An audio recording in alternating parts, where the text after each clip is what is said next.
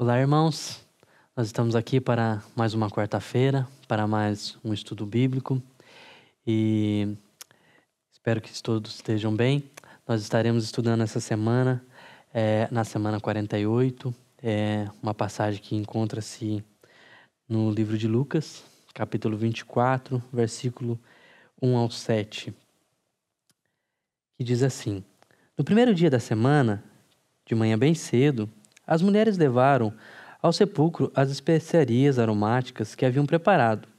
Encontraram removida a pedra do sepulcro, mas quando entraram, não encontraram o corpo do Senhor Jesus. Ficaram perplexas, sem saber o que fazer. De repente, 2 homens, com roupas que brilhavam como a luz do sol, colocaram-se ao lado delas. Amedrontadas, as mulheres baixaram o rosto para o chão e os homens lhes disseram: Por que vocês estão procurando entre os mortos aquele que vive? Ele não está aqui, ressuscitou. Lembrem-se do que ele lhes disse quando ainda estava com vocês na Galiléia. É necessário que o Filho do Homem seja entregue nas mãos de homens pecadores, seja crucificado e ressuscite ao terceiro dia. Vamos fazer uma oração. Senhor, muito obrigado, Senhor, pela tua palavra.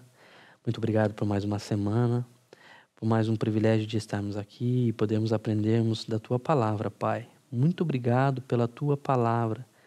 Muito obrigado por tudo que o Senhor tem feito por nós, Pai. Nos abençoa neste momento, Senhor. Guia as nossas mentes, os nossos corações, para que nós possamos estar conectados ao teu Santo Espírito e para que nós possamos aprender da tua palavra e para que ela fique gravada em nossos corações, Pai. Usa esta palavra neste momento para falar na vida dos meus irmãos. É o que eu te peço no nome do teu Filho amado Jesus. Amém. Bom, nós estaremos estudando esta semana, nesse texto que nós lemos, sobre o fato, não uma suposição, não um achismo que qualquer um pode achar, mas um fato real. E não só um fato real, mas um fato real e atual. O fato de que Jesus vive. Ele vive. E sobre isso nós estaremos estudando e nos aprofundando um pouquinho mais hoje. Muito bem, no texto que eu li, nós encontramos aqui algumas mulheres após a morte de Jesus, após a crucificação. Nós encontramos algumas mulheres que eram discípulas e que caminharam com Jesus. Todos os evangelhos vão citar essa mesma passagem, alguns vão dar as citações de 3, 2 mulheres, depende da colocação de quem estava escrevendo, mas algumas mulheres discípulas de Jesus estavam indo no primeiro dia da semana, no domingo, para o sepulcro, para visitar o sepulcro de Jesus, logo após a morte de Jesus. E é interessante que nós encontramos um fato interessante nessas mulheres. Primeiro, coragem e fidelidade, porque mesmo após a morte de Jesus e tudo o que aconteceu e a perseguição que os judeus estavam fazendo com os discípulos e com Jesus, elas tiveram coragem e foram até lá e estavam sendo fiéis ao Senhor Jesus, mesmo após a sua morte. Mas também um fato me chama muito a atenção, a incompreensão dessas mulheres, e não só delas, mas de todos os discípulos, algo que era comum a todos os discípulos, todos eles estavam sem compreender o que havia acontecido. Muito bem, então nós encontramos essas mulheres que chegam ali e o sepulcro está aberto e vazio, e elas não entendem. E aí nós encontramos esses anjos que aparecem, outros evangelhos vai falar anjo, aqui Lucas está citando 2 homens, com roupas brilhantes, claro que 2 anjos em forma de homem.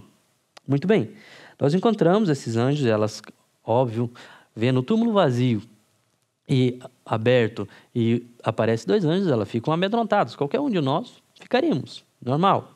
Mas o que me chama a atenção é o que esses anjos dizem a elas, que está ali no versículo 5, da metade do versículo 5 em diante, que diz assim, Por que vocês estão procurando entre os mortos aquele que vive? Ou seja, elas não tinham compreendido alguma coisa, elas estavam procurando Jesus, mesmo depois de Jesus ter dito muitas coisas. Então elas não compreenderam o que Jesus tinha dito. Não só elas, mas também os demais discípulos. Aí o anjo continua, ele não está aqui, ressuscitou. Lembrem-se do que ele lhes disse quando ainda estava com vocês na Galileia. E no versículo 7, ele cita aquilo que Jesus tinha dito a eles. É necessário que o Filho do Homem seja entregue nas mãos de homens pecadores, seja crucificado e ressuscite ao terceiro dia. Talvez a gente leia esse texto e esteja muito claro para nós. Tipo assim, está muito simples. Jesus falou que ia morrer e que ia ressuscitar, né? Muito simples, muito fácil de entender. Porém, a gente tem que olhar que para nós é muito fácil, que nós temos o Antigo Testamento, que são as promessas, e temos todo o Novo Testamento, então nós temos toda a história já montada e completa, é muito fácil sim compreender. Mas eles estavam vivendo aquilo, a história estava, digamos, sendo escrita. E também olhando para o contexto daquele texto que está no versículo 7, daquilo que Jesus disse, e entendendo a cultura e entendendo a mentalidade judaica, a gente pode compreender um pouquinho melhor por que essa incompreensão tão grande dos discípulos, mesmo depois de 3 anos e meio, Jesus ensinando e falando muitas coisas, eles ainda não conseguiam compreender completamente essa ideia de morte e por que ressurreição. Muito bem, Jesus usa uma expressão que é aqui os anjos usando uma citação de Jesus, de algumas outras passagens que Jesus fala isso, eles falam assim, é necessário que o Filho do Homem. E essa expressão, o Filho do Homem, é uma expressão muito enigmática. E é a expressão que Jesus mais usa em todos os evangelhos para se referir a si mesmo. É a expressão que o próprio Jesus mais usa para se referir a si mesmo. Você pode decorrer nos evangelhos e você vai encontrar várias vezes Jesus usando essa expressão. Só que essa expressão, ela é muito enigmática. Por quê? No Antigo Testamento, você vai ver muitas vezes usando essa expressão. Um profeta que usa muito é o profeta Ezequiel para se referir a si próprio, e outros salmos e outros profetas usando para se referir a homens comuns. Mas existe uma passagem exclusiva que está em Daniel 7,13, que é a passagem que, digamos, fala sobre o Messias, e é uma passagem específica. Eu gostaria de ler essa passagem com vocês, que está em Daniel, capítulo 7, versículo 13, para que a gente possa compreender um pouquinho mais o porquê de tanta incompreensão dos discípulos, quando Jesus usa essa expressão, o Filho do Homem. Em Daniel, capítulo 7, versículo 13, diz assim, o profeta Daniel está tendo uma visão, e ele diz assim, em minha visão à noite, vi alguém semelhante a um filho de homem, vindo com as nuvens dos céus. Ele se aproximou do ancião e foi conduzido à sua presença.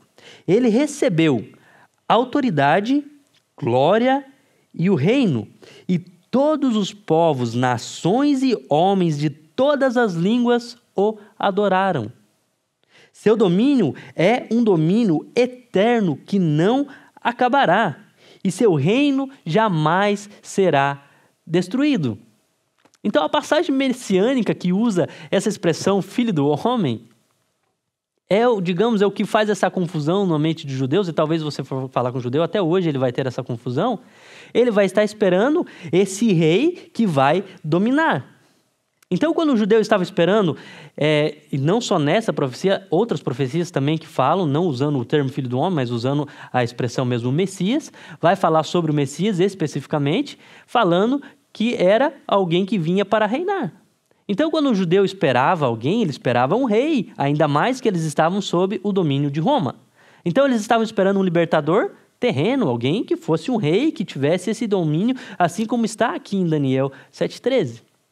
E quando Jesus usa essa mesma expressão, filho do homem, Jesus nunca aplica ou nunca liga essa expressão com domínio, com poder, com reino humano, reino terreno, dominar as pessoas, nesse tipo de expressão.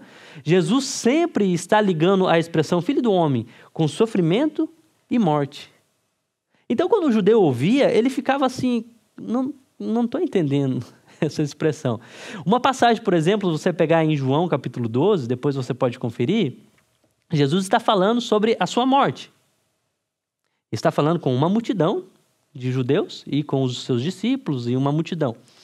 Aí Jesus está falando sobre a sua morte, falando que o trigo precisa morrer para dar frutos e que o Filho do Homem será levantado. Ele estava fazendo uma alusão, um pouco enigmática, mas estava fazendo uma alusão ao fato que ele morreria na cruz. Aí a multidão questiona Jesus. Eles falam assim para Jesus, a lei nos ensina que o Messias reinará para sempre. E você fala que o Filho do Homem necessita ser levantado. Quem é esse Filho do Homem? A multidão questiona Jesus. E não era algo só a multidão, mas os discípulos eram judeus, eles também tinham, digamos, essa dúvida em suas cabeças quando Jesus usava essa expressão, o Filho do Homem. Então, ela era uma expressão enigmática e para eles estar faltando, digamos, a história completa, eles não conseguiam compreender. E esse versículo 7, por exemplo, de Lucas que nós lemos, é após isso daqui que tudo começa a fazer sentido. Se você continuar a leitura do capítulo 24 para frente, você vai ver que elas entenderam. Depois que o anjo cita aquilo que Jesus falou, elas então compreendem. E é aqui que tudo vai fazer sentido. Muito bem, mas até mesmo para nós, quando lemos, por exemplo, é necessário que o Filho do Homem seja entregue na mão de homens pecadores e morra e ressuscite, até mesmo às vezes nós não sabemos explicar por que ele teve que morrer e por que ele ressuscitou. E é sobre isso que eu gostaria de decorrer com você hoje, para a gente compreender um pouquinho melhor o porquê Jesus morreu e o principal, o porquê ele ressuscitou. Muito bem. Eu gostaria de ir por alguns versículos também, em outras passagens da Bíblia, para que a gente pudesse compreender um pouquinho melhor. E esse versículo 7 é muito interessante porque aqui é o resumo de todo o plano providencial de Deus para a humanidade. Digamos aqui, Jesus faz um resumo de tudo aquilo que Deus queria desde o começo da humanidade. Ele faz um resumo de tudo aquilo que Deus planejou para a humanidade. Muito bem, então era necessário que o Filho do Homem fosse entregue nas mãos de homens pecadores, fosse crucificado e ressuscitasse ao terceiro dia. Eu gostaria de ler um texto com você que está em Romanos, capítulo 4, versículo 25, para a gente talvez compreender um pouquinho melhor o que Jesus está dizendo aqui. No versículo 25 do capítulo 4 de Romanos, diz assim, ele foi entregue à morte por nossos pecados e ressuscitado para a nossa justificação. Muito bem, Jesus foi entregue à morte por causa dos nossos pecados. Você vai ver em outras passagens da Bíblia que nós somos pecadores. Ou você não precisa nem ir para a Bíblia. Você pode pegar no seu cotidiano e você vai pegar a criança mais linda que você pegar, você vai ver que o mundo gira em torno dela. Por mais criança, mais bonitinha que seja, você vai ver que pode ser a criancinha mais linda, já é, digamos, um pecadorzinho. Por quê? Porque tudo gira em torno do homem. Esse ego que nós temos, esse egoísmo e tudo gira em torno de nós, é o fruto do pecado. Então você pode ver na prática que nós somos pecadores. Isso é um fato que você pode ver. E parafraseando, por exemplo, Paulo, você vai ver que o bem que a gente quer fazer, a gente nunca consegue, digamos, fazer, e o mal que a gente não quer, a gente sempre faz. Isso você pode ver na prática. Você não precisa nem ir para a Bíblia, mas você vê isso na prática. Muito bem, então nós sabemos que somos pecadores. Mas por que então Jesus necessitou morrer por nós? Muito bem, se nós somos pecadores, é porque nós pecamos contra Deus. É isso que a Bíblia nos ensina. Só que se nós pecamos contra Deus, a nossa dívida é para com Deus. E se a nossa dívida é para com Deus, nós somos seres finitos. Nós somos seres criados em um determinado tempo, você nasceu e você é um ser finito. A única certeza que o homem tem é que um dia irá morrer. Então nós somos seres finitos. Deus é um ser eterno e a dívida é para com Deus. Então um ser finito não tem como pagar uma dívida a um ser que é eterno, porque a dívida é para com quem é eterno, então a dívida é eterna, ou seja, a dívida é infinita, ela é impagável para nós que somos finitos. Aí entra o plano perfeito de Deus. Por isso Cristo encarnou e morreu em nosso lugar, porque Cristo era o único que poderia pagar a dívida que nós não tínhamos como pagar. Então Cristo veio e morreu em nosso lugar para pagar a dívida que nós não tínhamos como pagar. Muito bem, então às vezes é até fácil, a gente sempre fala sobre a morte de Jesus, o porquê Jesus morreu pelos nossos pecados. Mas vamos compreender também o porquê ele ressuscitou. No Romanos que nós lemos que Jesus morreu por nossos pecados e ressuscitou para a nossa justificação. Ou seja, ele morreu e ressuscitou. O fato dele ter ressuscitado é o que nos mostra que o sacrifício que ele fez na cruz foi aceito por Deus. Ou seja, ele morreu por nossos pecados e ressuscitou para a nossa justificação. Ou seja, porque ele ressuscitou, agora nós podemos ser justificados, nós podemos tomar posse dessa justificação. Eu gostaria de ler um outro texto para a gente compreender um pouquinho melhor isso, que está em 1 Coríntios, capítulo 15, versículos 17 a 22, para a gente poder compreender um pouquinho melhor isso. Que diz assim, ó: e se Cristo não ressuscitou, Paulo está falando sobre ressurreição, e se Cristo não ressuscitou, inútil é a fé que vocês têm. E ainda estão em seus pecados. Ou seja, se Cristo não ressuscitou, a gente continua em nossos pecados. Ou seja, o fato que ele ressuscitou é o fato que prova que nós fomos justificados. Muito bem. Então, neste caso, também os que dormiram em Cristo estão perdidos se não existe ressurreição. É isso que Paulo está falando. Se é somente para esta vida que temos esperança em Cristo, somos de todos os homens os mais dignos de compaixão, ou seja, os mais dignos de pena, se a nossa fé se baseia só a uma vida terrena. Muito bem. Mas, de fato, Cristo ressuscitou dentre os mortos, sendo ele as primícias daqueles que dormiram. Visto que a morte veio por um só homem, também a ressurreição dos mortos veio por meio de um só homem. Pois da mesma forma como em Adão todos morrem, em Cristo todos serão vivificados. Ou seja, a ressurreição não é só o simples fato que agora nós somos justificados, mas é muito mais do que isso. Porque Cristo ressuscitou, agora nós também teremos vida. Mas não é uma vida, aquela vida temporal, que você vai ter uma vida melhor, que você vai ter um carro, que você vai ter uma casa. Não, não. Paulo não está falando isso e Jesus não fala sobre isso. Aqui está falando sobre uma vida eterna.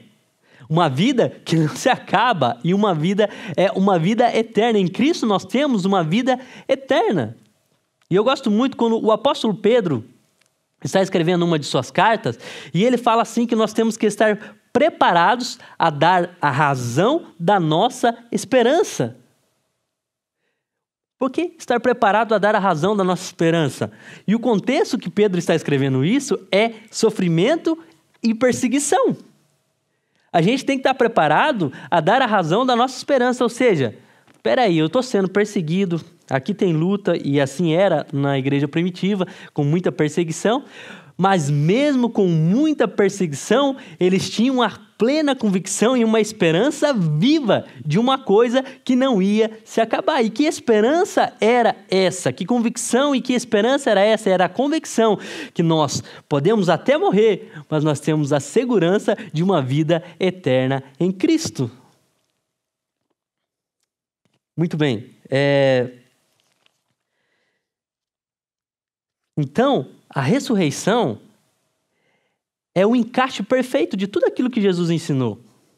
Tudo aquilo que Jesus ensinou para os seus discípulos durante 3 anos e meio, só foi fazer, digamos, sentido e a igreja só foi começar mesmo depois que Jesus ressuscitou. Os apóstolos estavam perdidos.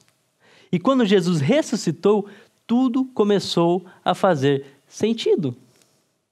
O Daniel 7,13, que nós lemos lá, o Daniel 7,13 que fala que a ele pertence todo o domínio, todo o reino, o poder e a glória, e todos os povos e nações o adorarão, se cumprem porque ele morreu por nós, mas também porque ele ressuscitou.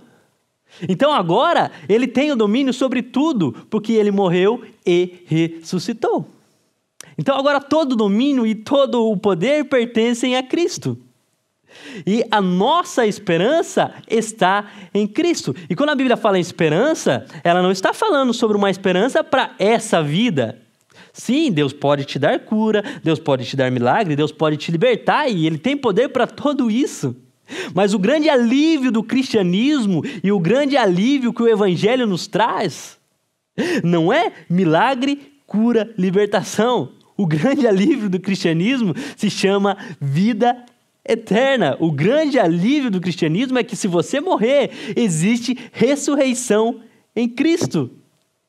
O grande alívio do cristianismo é que nele, agora, nós temos vida, mesmo apesar das dificuldades e mesmo apesar que aconteça de você morrer, nós temos a plena convicção de que viveremos.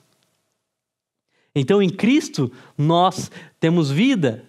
Por exemplo, quando nós celebramos a Páscoa, ou todo mês quando nós celebramos a Santa Ceia, nós não estamos simplesmente celebrando que Jesus morreu. Sim, ele morreu e é muito importante isso para nós, porque ele morreu por nossos pecados. Mas nós estamos celebrando, e a nossa maior alegria que nós celebramos é o fato que sim, ele morreu. Mas o maior e mais importante fato é que ele ressuscitou e ele vive. Ele não está morto, ele vive. Então agora nós estamos celebrando a vida. E quando você, por exemplo, pega Paulo ensinando a igreja de Coríntios e falando sobre Santa Ceia, ele fala: quando comerem deste pão ou beberem deste cálice, anunciai a morte do Senhor até que ele venha. Ou seja, a nossa alegria e a nossa esperança é essa, que apesar de dificuldades, apesar de luta, nós temos a plena convicção de que nós temos vida e que em breve Jesus voltará. Então, em Cristo, nós temos vida. E diferente de qualquer religião que você possa encontrar, de qualquer líder religioso, qualquer mártir que você encontre na história, você vai encontrar lá o túmulo dele, vai encontrar ele lá. O nosso mestre, se você for no túmulo, o túmulo está vazio, a cruz está vazia. Nós não carregamos uma cruz com alguém morto, não, a nossa cruz está vazia, por quê? Porque Cristo vive. Eu gostaria que você tivesse essa convicção, e assim como arde no meu coração, ela possa também arder no seu coração, essa convicção de que Cristo vive. Que Deus abençoe a sua vida e que você possa viver fortalecido e ancorado nessa esperança de que Cristo vive. Ele vive. Amém.